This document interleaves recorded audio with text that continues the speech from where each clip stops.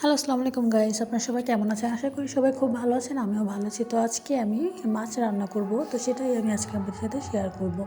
তো এখানে আমি মাছগুলো মাখিয়ে রেখেছি মশলা দিয়ে। তো এটা আমি তেলে দিয়ে দিয়েছি। তো দেখুন আমার কিন্তু মাছটা কিন্তু ভাজা হয়ে গেছে। তো এখানে আমি পেঁয়াজ কাঁচামরিচ ভেজে নিচ্ছি। দেন হচ্ছে এখানে সবজি কেটে রেখেছি। তো সবজিগুলো এখন আমি দিয়ে দিব। দেন হচ্ছে এখানে আদা রসুন বাটা দিয়ে দিব। পরিমাণ মতো লবণ এবং মরিচের গুঁড়া সাথে হলুদের গুঁড়ার সাথে আমি অ্যাড করে দিব। দিয়ে ভালো করে নেড়ে চেড়ে নিব। দেন হচ্ছে এটা আমি ঢাকনা দিয়ে এখন ঢেকে দিব।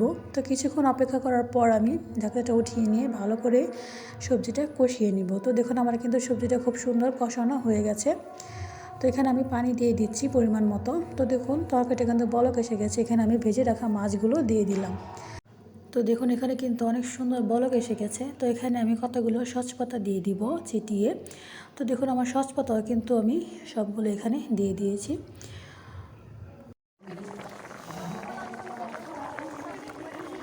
আলহামদুলিল্লাহ আমার কিন্তু মাছের তরকারিটা রান্না করা হয়ে গেছে। তো আজকের ভিডিওটা কেমন লাগছে এটা আমাকে অবশ্যই কমেন্টে জানাবেন। সবাই ভালো থাকবেন। আল্লাহ হাফেজ।